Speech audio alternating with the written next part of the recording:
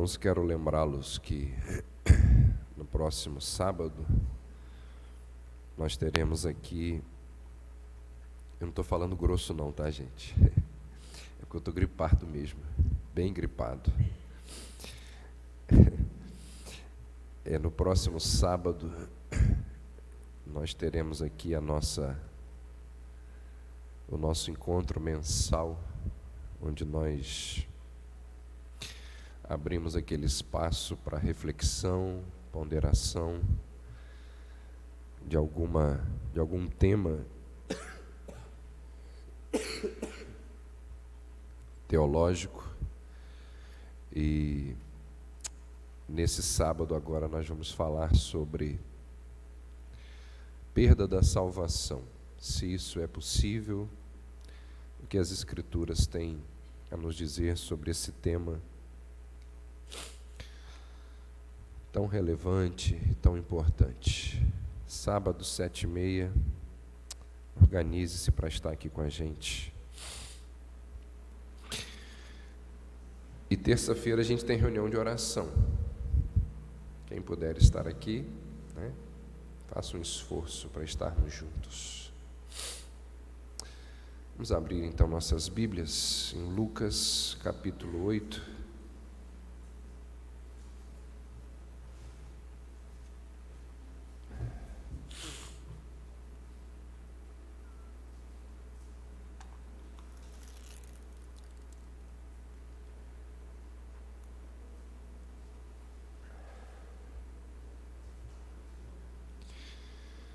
Lucas 8, a partir do verso 5. Eis que o semeador saiu a semear, e ao semear uma parte caiu à beira do caminho. Foi pisada, e as aves do céu a comeram. Outra caiu sobre a pedra, e tendo crescido, secou por falta de umidade. Outra caiu no meio dos espinhos, e estes, ao crescerem com ela, a sufocaram. Outra, afinal, caiu em boa terra, cresceu e produziu a 100 por 1.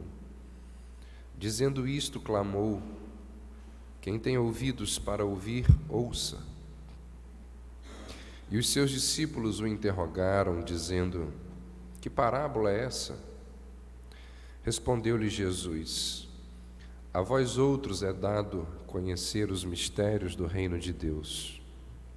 Aos demais fala-se por parábolas, para que vendo não vejam e ouvindo não entendam. Este é o sentido da parábola. A semente é a palavra de Deus.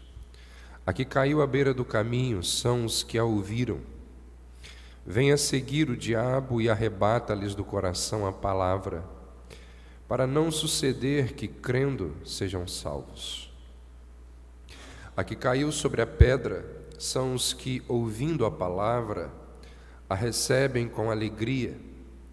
Estes não têm raiz, creem apenas por algum tempo e na hora da provação se desviam.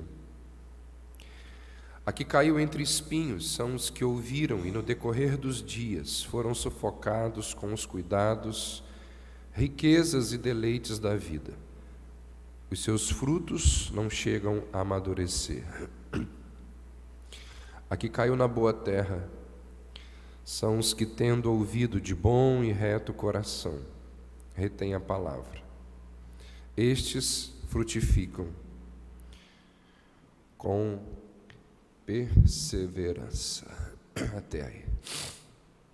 Nessas últimas semanas, nós estamos fazendo uma espécie de eletrocardiograma espiritual, não é? Nós estamos analisando uma parábola que revela a condição do coração das pessoas.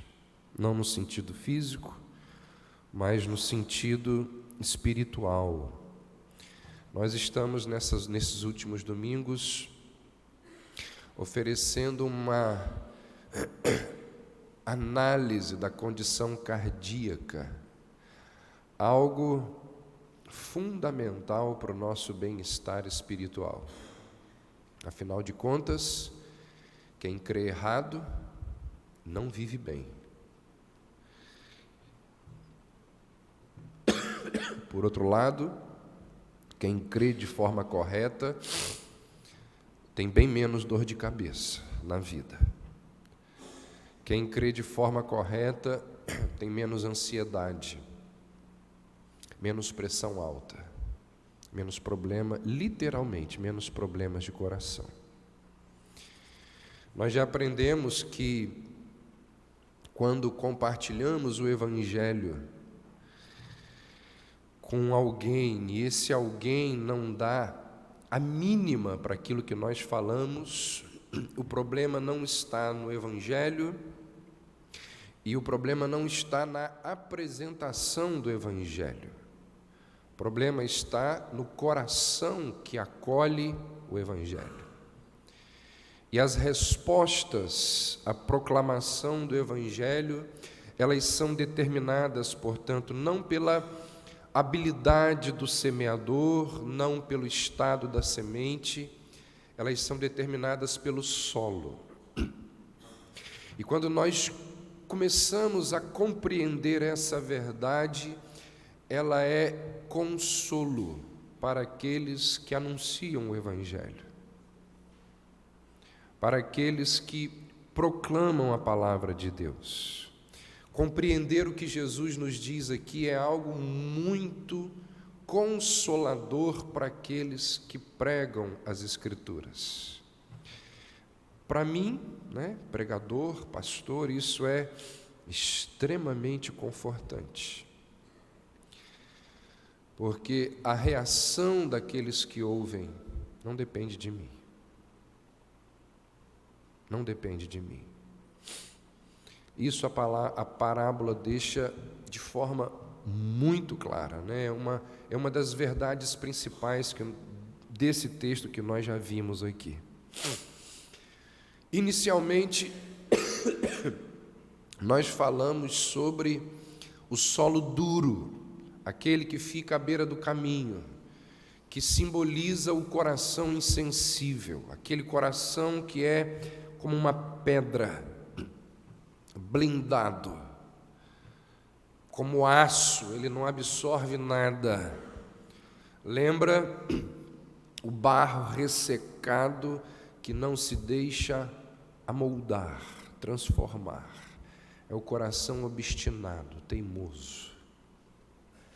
Semana passada, nós vimos o que Jesus fala sobre o solo rochoso, que simboliza aquelas pessoas superficiais, pessoas a quem falta convicção, estabilidade, perseverança. E porque não possuem raízes, profundidade, a espiritualidade delas é passageira, inconstante. Quando surgem as provações, quando surgem as dificuldades, elas retrocedem, elas negam a fé. Se não de forma pública, no seu dia a dia você percebe que houve retrocesso. E hoje, diferentemente das outras 2 semanas, nós vamos falar sobre os 2 últimos solos. Os últimos aqui mencionados por Jesus, o solo espinhoso e o solo fértil. Jesus diz, verso 7, que quando o semeador estava ali fazendo o seu trabalho, uma das sementes caiu no meio dos espinhos, e crescendo com ela os espinhos sufocaram-na. No caso específico dessa semente, a pessoa que, o semeador, ele não sabe que a terra na qual ele lançou a semente terá problemas no futuro. Ele não sabe. Diferentemente daquela que cai no solo rochoso, que ele sabe que vai crescer uma planta, mas que em breve ela vai murchar. A semente que cai no solo espinhoso, o semeador não tem como discernir o futuro da semente. O solo no qual ele lança sua semente é um solo bom, fértil e úmido. Não é como o solo duro da beira do caminho e não é como o solo rochoso. O problema aqui do solo espinhoso é o fato de que ele já possui outros residentes nele. De forma que, como Jesus diz, a semente ela vai ter que lutar contra os espinhos, contra os cardos que já estavam ali no solo quando ela caiu ali. De forma que 2 tipos de plantas estarão lutando naquele solo por um lugar ao sol. E vai vencer aquela que assentou as suas raízes inicialmente e por isso mais profundamente. Percebe a diferença? A semente lançada entre os espinhos, ela chega, assim como a do solo rochoso, ela chega a se tornar uma planta e parece viçosa, forte como muitas outras.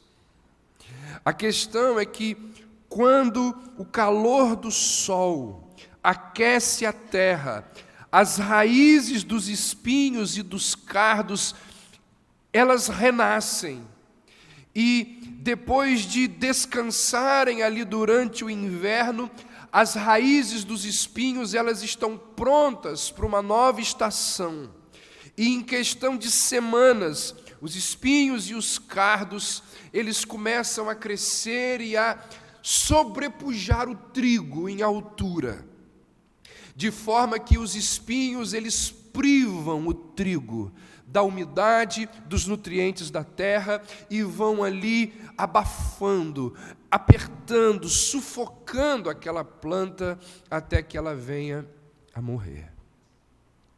Este solo infestado é uma ameaça de Jesus para o crescimento de qualquer planta saudável.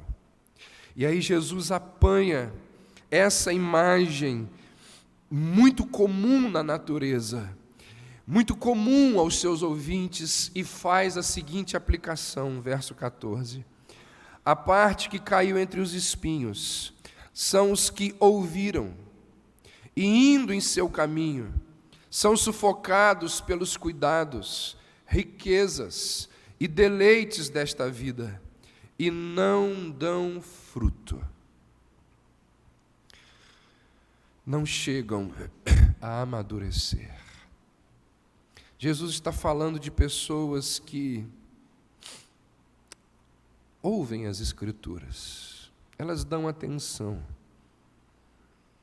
E ao que parece, até um determinado ponto, chegam a obedecer a palavra de Deus. É gente que concorda com aquilo que é dito aqui. O pastor está pregando e a pessoa está assim, ó. É isso mesmo. Acaba a mensagem e as pessoas dizem, que mensagem? Realmente é isso. Tem as suas consciências, as suas vontades afetadas pela pregação. Em muitos casos, os seus afetos se voltam para os mandamentos de Deus. Em outros casos, algumas pessoas chegam até mesmo a se abster de muitas coisas que o Evangelho condena. É gente que adota a prática cristã. Gente que entra para a igreja batizada. Vive na igreja durante um bom tempo. Mas o Evangelho na vida dessas pessoas só vai até um determinado ponto. Porque parece que existe alguma barreira que impede essas pessoas de prosseguir. Elas só conseguem ir até um determinado ponto. Elas nunca ultrapassam aquela dificuldade que sempre os impediu de realmente serem crentes genuínos. A palavra jamais exerce por completo, por inteiro, o efeito na vida dessas pessoas. Nunca chegam ao padrão exigido por Cristo. Não produzem frutos requeridos pelo Evangelho. J.C. Ryle,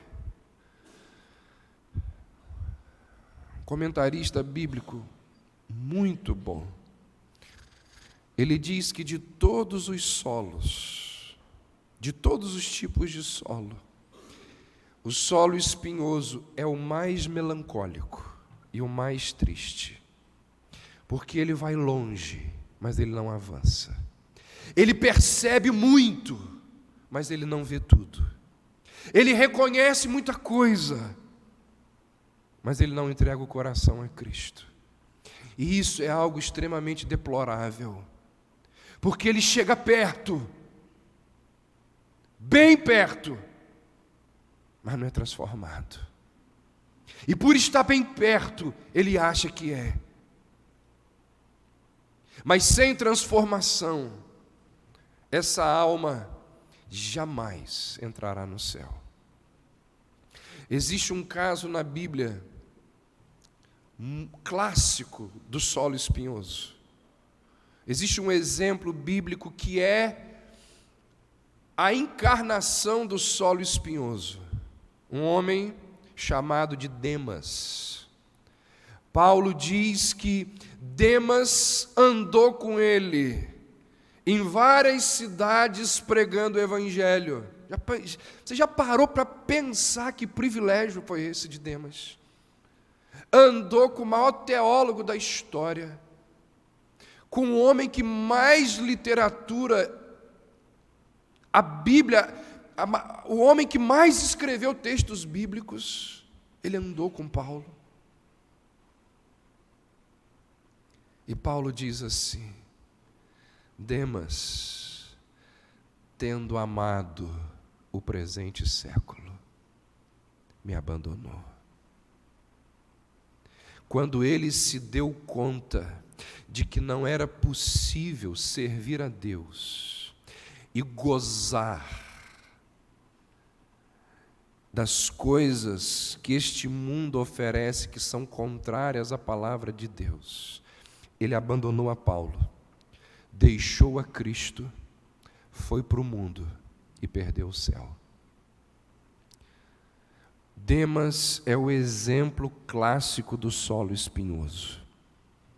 Muitas pessoas, à semelhança de Demas, têm sufocado a semente da salvação, da santificação, do perdão, porque a Bíblia diz que ou nós produzimos frutos de arrependimento, ou o machado já está posto à raiz da árvore e na hora certa ele fará o seu trabalho. Jesus diz que os cuidados deste mundo falaram mais alto do que o Evangelho no coração dessas pessoas. O que Jesus está dizendo é que as glórias desse mundo se tornaram mais fascinantes do que as promessas da graça no coração dessas pessoas. A fascinação pela riqueza falou mais alto do que a voz de Deus para essas pessoas. Esse coração, este solo espinhoso é semelhante à igreja de Sardes, quando Jesus diz: tem nome de que vive, mas está morto.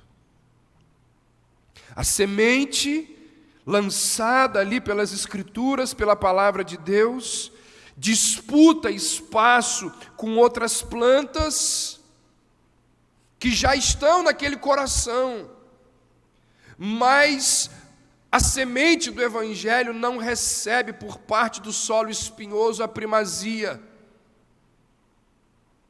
de forma que uma multiplicidade de interesses toma o lugar, recebe a atenção da palavra de Deus naquele solo, naquele coração. Coisas mais fascinantes, mais urgentes, seduziram a alma daquela pessoa. E esse ouvinte não teve uma ordem de prioridade correta, e ele permite que muitas dessas coisas retirem Cristo do lugar principal de suas vidas. Paulo diz assim: os que querem tornar-se ricos caem em tentação e em laço, e em muitas concupiscências loucas e nocivas, as quais submergem os homens na ruína e na perdição. Na sua primeira epístola, o apóstolo João, ele diz assim: não ameis o mundo, nem as coisas do mundo. Se alguém ama o mundo, o amor do Pai não está nele. O que João está falando aqui, gente? João está falando daqueles que têm um coração espinhoso. Jesus diz que as coisas do mundo concorreram com a mensagem do Evangelho e sufocaram a mensagem do Evangelho. João diz: não ameis o mundo, nem as coisas do mundo, porque se alguém ama o mundo, o amor do Pai não está nele. E o que significa esse amor do mundo? João responde. João diz que o amor pelo mundo é a concupiscência da carne, a concupiscência dos olhos, a soberba da vida.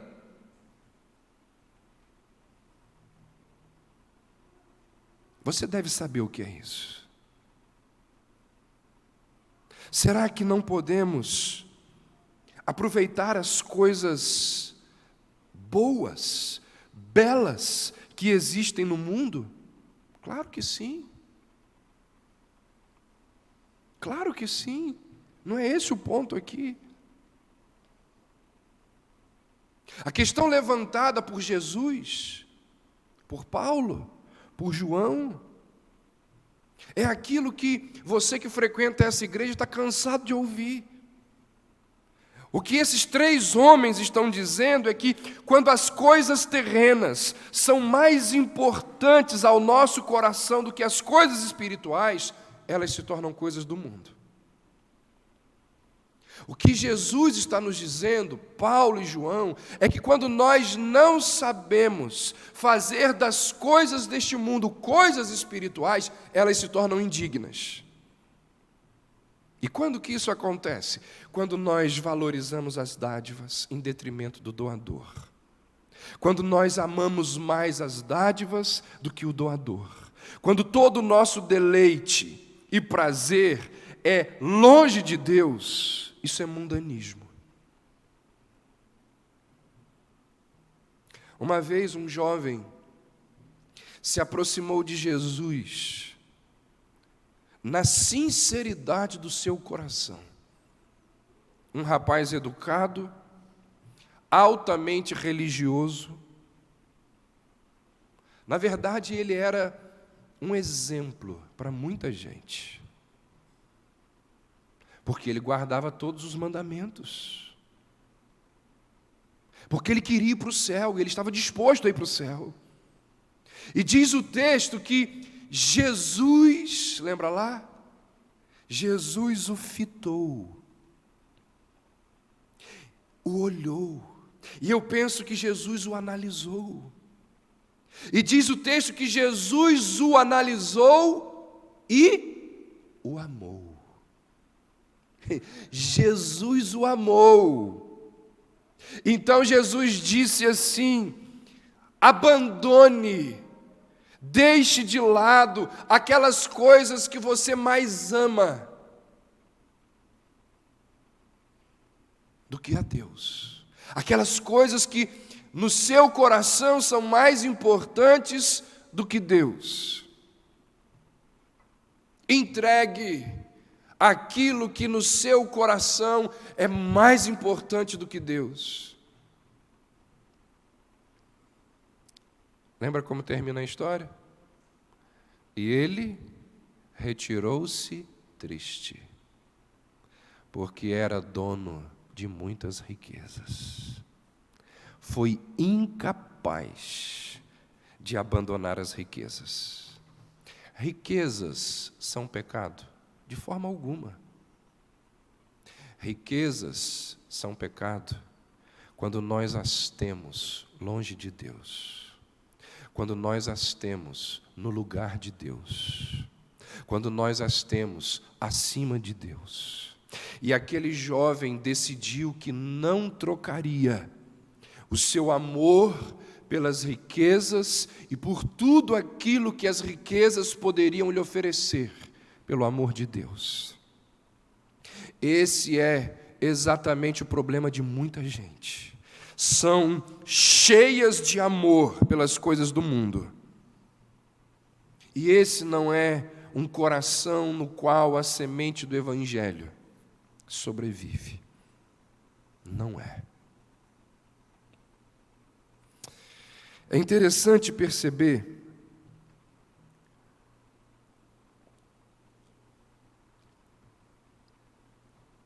que tanto no solo rochoso como no solo espinhoso existe uma pequena vida na semente. Em ambos os solos existe uma pequena vida da semente. A planta chega a germinar, mas por motivos diferentes, ela morre. No caso do solo rochoso, Jesus diz que a planta nasce, cresce, mas a perseguição e a angústia por causa da palavra matam a planta.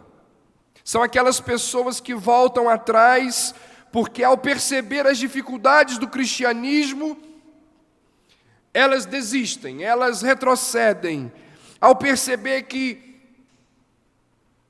cristianismo não é aquilo que muitas vezes prometeram para ela, mas que cristianismo envolve batalhas a serem travadas, sacrifícios a serem feitos, elas retrocedem.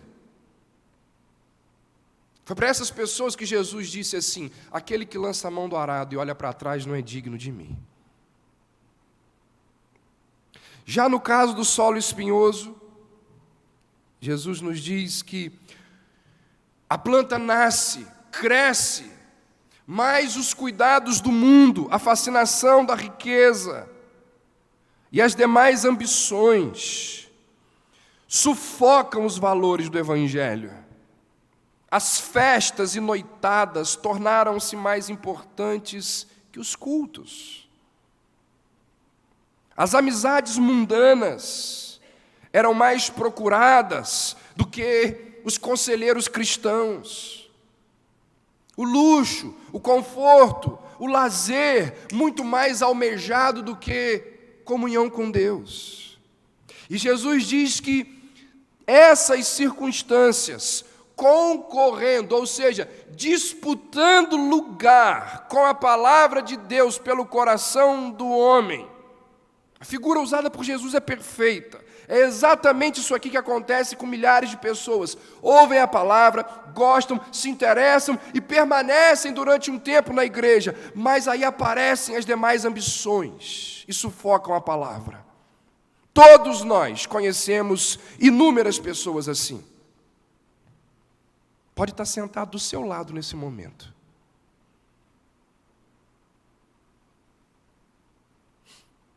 Você não sabe, mas o tempo vai mostrar.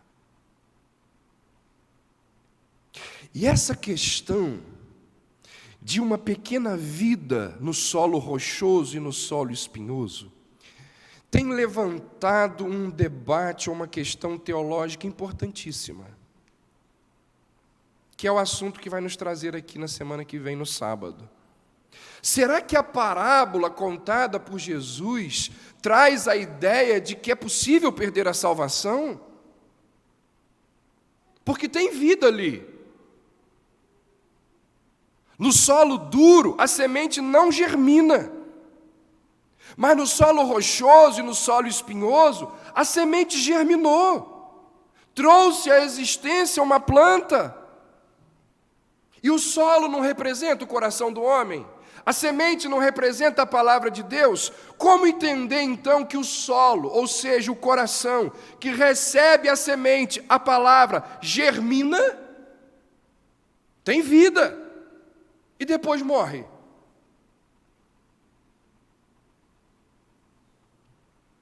Esse tem sido um dos textos preferidos dos arminianos para dizer que é possível perder a salvação. Onde está a resposta? No contexto. Em 99% das vezes a resposta está no contexto. Onde aqui que está a resposta? No solo fértil. Compare o solo fértil com as outras. Perceba que as sementes germinadas no solo rochoso e no solo espinhoso produziram uma planta, mas não produziram o quê? Fruto. Não há fruto. Olha o que Jesus diz no verso 20. Os que foram semeados em boa terra são aqueles que ouvem a palavra e a recebem frutificando.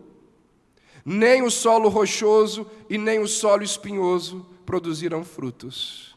E a Bíblia nos diz, na verdade, Jesus nos diz, que pelo fruto conhecereis se a árvore é boa ou má. Solo fértil vai produzir frutos. Paz, longanimidade, amor, paciência, o fruto do Espírito de Gálatas 5. Mas vai produzir também o que João Batista vai dizer, frutos dignos de arrependimento. Como que a gente sabe que alguém é solo fértil, é convertido? Frutos. Frutos. Ouvir as pregações, professar a fé em Cristo, ser membro de igreja, ímpio faz. Ímpio faz isso. E frequenta com muito mais regularidade que um monte de gente convertida. Ouve as pregações, gosta. Mas a prova da regeneração é a produção de frutos. O próprio Jesus fala disso, num texto anterior que a gente já analisou, mas que eu vou ler novamente com vocês. Olha aí o capítulo 6. Olha o que Jesus diz a partir do verso 43. Não há árvore boa que dê mau fruto, nem tampouco árvore má que dê bom fruto. Porquanto cada árvore é conhecida pelo seu próprio fruto. Porque não se colhem figos de espinheiros, nem dos abrolhos se vindimam uvas. O homem bom, do bom tesouro do coração tira o bem, e o mal do mau tesouro tira o mal, porque a boca fala do que está cheio o coração. Por que me chamais Senhor, Senhor, e não fazeis o que vos mando? Todo aquele que vem a mim e ouve as minhas palavras e as pratica, eu vos mostrarei a quem é semelhante. É semelhante a um homem que, edificando uma casa, cavou, abriu profunda vala e lançou o alicerce sobre a rocha, e vindo a enchente, arrolou-se o rio contra aquela casa e não a pôde abalar, por ter sido bem construída. Mas o que ouve não pratica. É semelhante a um homem que edificou uma casa sobre a terra sem alicerces, e arrojando-se o rio contra ela, logo desabou, e aconteceu que foi grande a ruína daquela casa. O que prova a conversão de alguém? Frutos. Frutos. Você consegue ver frutos na sua vida? Meu amigo, se você não consegue,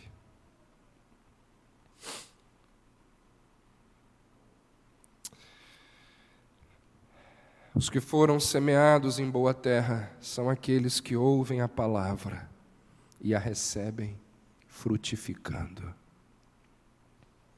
Esse tipo de solo não tem segredos. Não há muito o que falar. Por isso que eu juntei ele hoje com o solo espinhoso. Não tem segredo esse solo. A palavra cai ali e germina. O solo é bom, é receptivo, não é duro, não tem pedras ao redor, não é contaminado pelas sementes anteriores de espinhos que estavam ali. É bom. E é bom porque nós vemos frutos claros, inequívocos, constantes. Essa é a maneira de reconhecermos um solo fértil. Esse solo, ele nos lembra aquelas pessoas que, com as suas vidas, elas dão provas indiscutíveis de que a semente caiu no seu coração. Percebe-se claramente mudança de caráter. Percebe-se nitidamente alteração nos hábitos, nas conversas, na vida. Gente, eu olho para algumas pessoas e... Meu Deus! Às vezes a minha esposa me mostra lá, né, o Instagram, e eu fico, meu Deus, qual é a diferença? Qual é?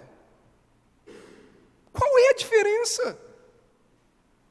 Eu olho em outros lugares, porque rede social denuncia o nosso coração. Eu falo, meu Deus, cadê o fruto?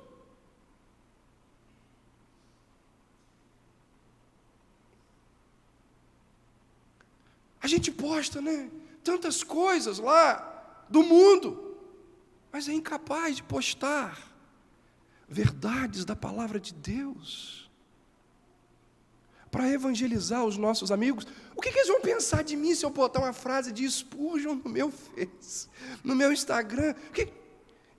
Eu não entendo. Jesus diz: a boa palavra, a semente cai no bom solo e produz fruto. E a gente vê resultados claros, inequívocos. Pessoas que dão provas indiscutíveis na sua fala. Humildade, mansidão, paciência, amor nas suas relações. Gente que começa a pensar nas coisas que são do alto. Gente que tem o coração voltado para aquelas coisas que são de Deus. A sua vida, ela é dirigida pelos padrões das Escrituras e não pelos modismos da sociedade. A obra do Espírito Santo em tais pessoas é impossível de se manter oculta dos demais. As pessoas olham e veem no solo bom a pessoa cheia do Espírito Santo. Não tem segredo esse solo. A semente cai. Ela é bem acolhida. Ela gera fruto. Não há dúvida. Não há questionamento. Sabe-se pelo proceder, pela fala, pelos hábitos, pelas redes sociais, por aquilo que somos. Naquilo que somos, que a semente caiu num bom solo. Portanto, Jesus nos mostra que existem três maneiras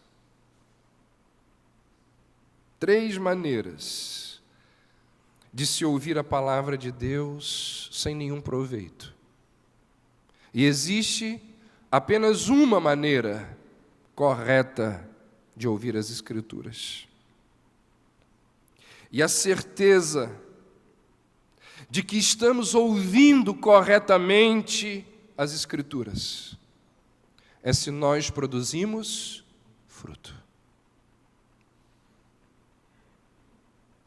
E aqui cabe uma consideração, inclusive para aqueles que já são regenerados, porque a semente continua sendo lançada no seu coração.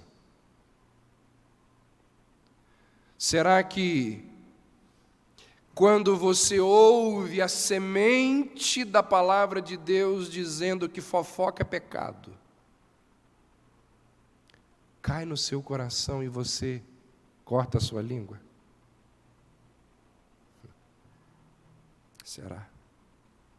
Será que quando você ouve as doutrinas, os ensinamentos, as admoestações das Escrituras sendo lançadas no seu coração, será que há alteração, mudança comportamental?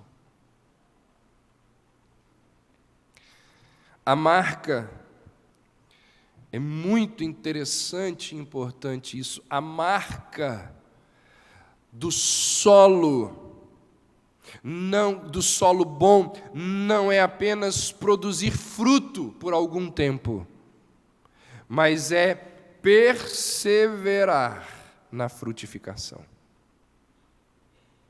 Há uma constância na vida da pessoa. Ela não se desvia por causa das perseguições do mundo, ela não fica fascinada pelos prazeres do mundo, pelos deleites da vida, porque a sua riqueza está no céu e não na terra. O seu prazer está em Deus. Em Deus. Eu encerro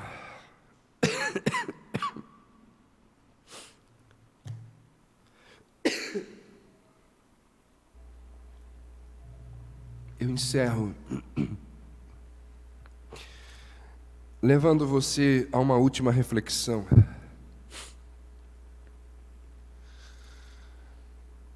Perceba que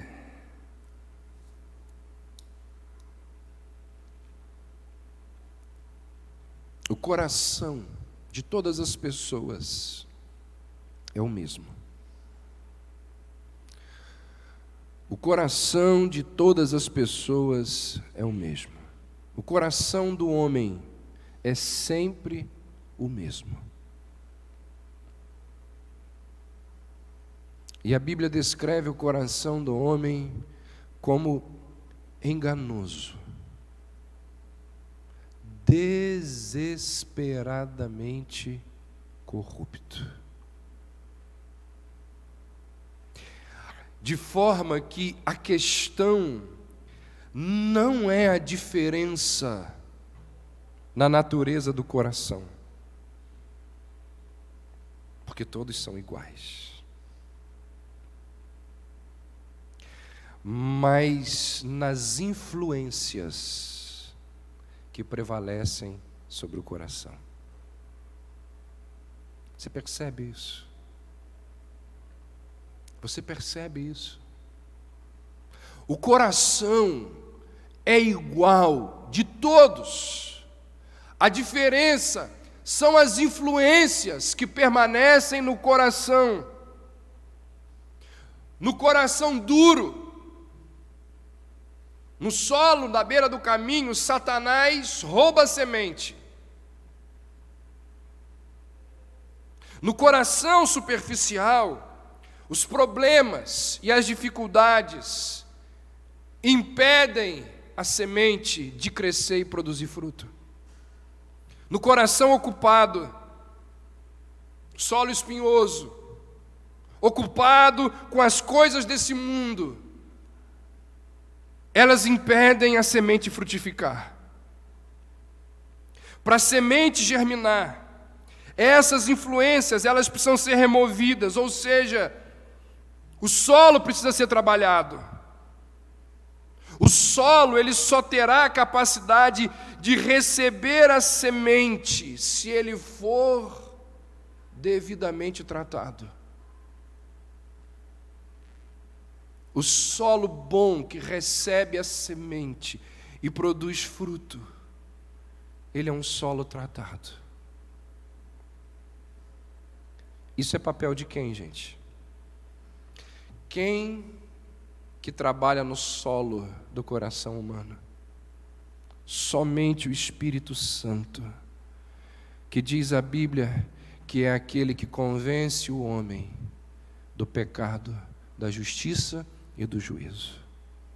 Mas eu te pergunto, como que o Espírito Santo poderá convencer o homem, a mulher, o ser humano, do pecado e da justiça, se as pessoas não sabem o que é pecado, se as pessoas não sabem o que é justiça, se as pessoas não sabem o que significa julgamento?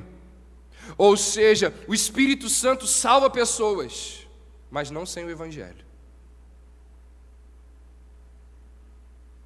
É por isso que nós precisamos proclamar o Evangelho. Porque quando nós proclamamos o Evangelho, anunciamos o Evangelho, nós estamos, de alguma forma, preparando aquele solo que hoje é duro, que hoje é espinhoso, que hoje é pedregoso, para que daqui a algum tempo ele seja um solo bom e venha receber a semente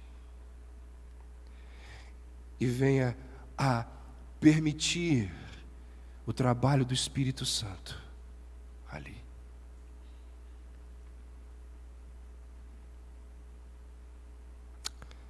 Salomão pergunta lá em Provérbios 20: quem poderá dizer, purifiquei o meu coração, limpo estou do meu pecado? Quem pode dizer isso? Ninguém pode dizer isso. Ninguém tem a capacidade de fazer isso. Mas você pode orar. Você pode dizer a Deus aquilo que o salmista disse: cria em mim, ó Deus. Eu não tenho. Eu tenho um coração duro, eu tenho um coração pedregoso, eu tenho um coração espinhoso. Mas eu te peço, porque é só o Senhor que és capaz de criar um coração puro. Cria em mim, ó Deus, um coração puro. E quando nós assim oramos, e quando assim nós nos dirigimos a Deus, a Bíblia diz que é um coração quebrantado e contrito, Deus não desprezará. Se você tem um solo, se você tem um coração duro, se o solo do seu coração é espinhoso ou pedregoso, clame ao Senhor. Faça como o salmista. Cria em mim, ó Deus, um coração puro. Que esta seja a minha, a sua, a nossa oração, para que a semente lançada frutifique e dê provas da nossa conversão. Vamos orar. Senhor, nós pedimos que aqueles que aqui estão e que ainda não reagiram ao Evangelho de uma forma salvadora, ó Deus, que a dureza, a superficialidade, o mundanismo de seus corações sejam esclarecidos a eles nesta noite. Ajuda-nos, ó Deus, a observar aqueles a quem amamos e a fazer uma avaliação correta do estado dos seus corações. Dá-nos, ó Deus, ousadia de chegarmos para aqueles que amamos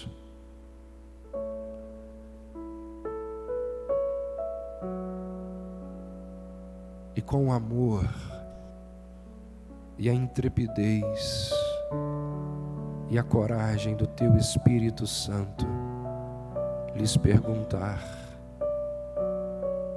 filho,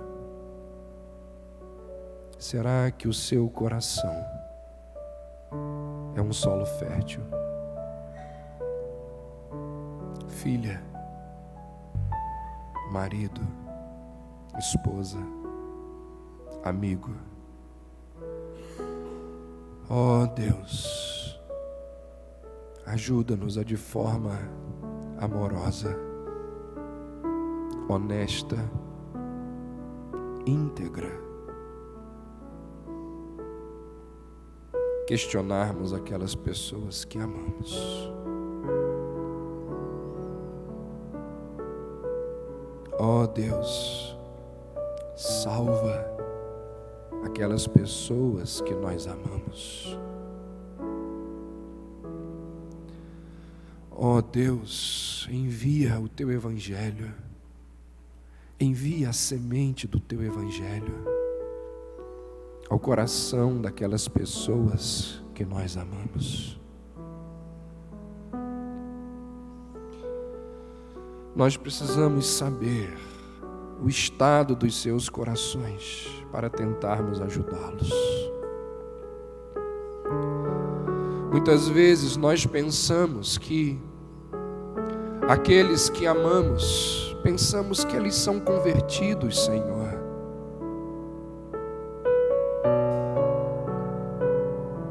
Quando na verdade eles estão tão longe do Senhor.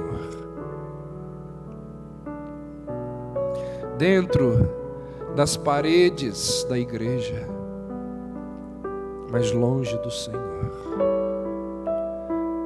Dentro da instituição religiosa, mas longe do Senhor.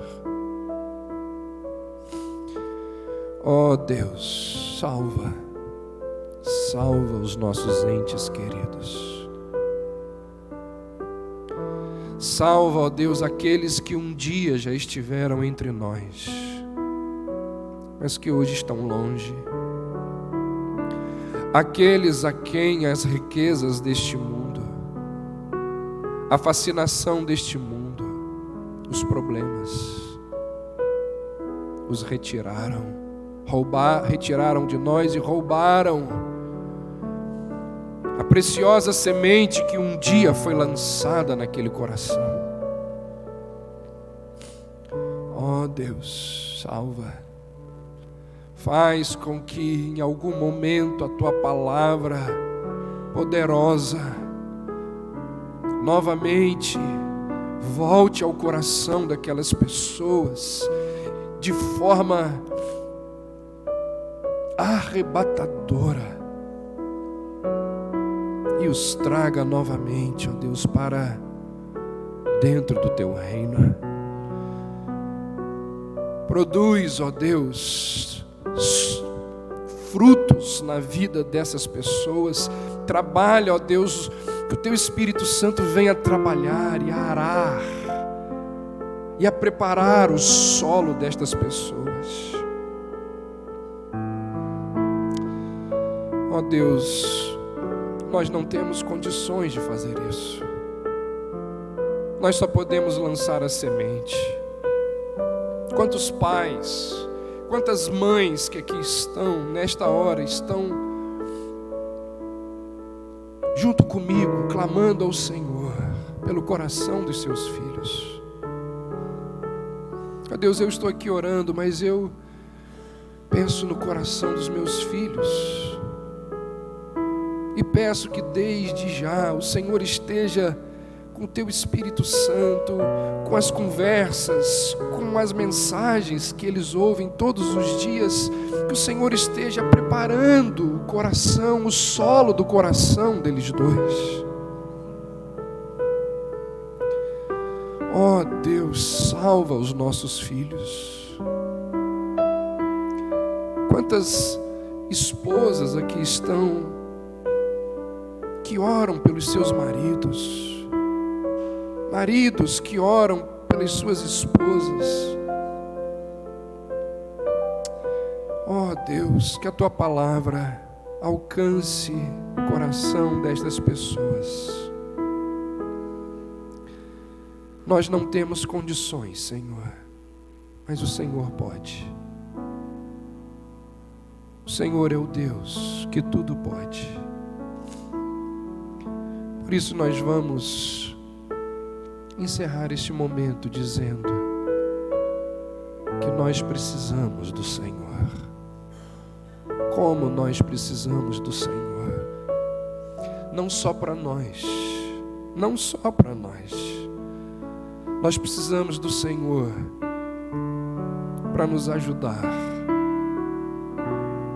Na verdade, não para nos ajudar, mas nós precisamos do Senhor para que o Senhor salve aqueles que nós amamos.